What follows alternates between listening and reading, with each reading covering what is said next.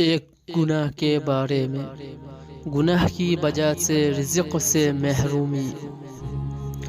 رسول اللہ صلی اللہ علیہ وسلم نے فرمایا، بے شک آدمی گناہوں کی وجہ سے رزق سے محروم کر دیا جاتا ہے۔ مسند احمد۔ رسول اللہ صلی اللہ علیہ وسلم نے فرمایا، روزی کو دور نہ سمجھو، کیونکہ کوئی آدمی اس وقت تک نہیں مر سکتا جب تک کہ جو روزی اس کے مقدر میں لکھ دی گئی ہے وہ اس کو نہ مل جائے۔ لہذا روزی حاصل کرنے میں بہتر طریقہ اختیار کرو، حلال روزی کماؤ اور حرام کو چھوڑ دو۔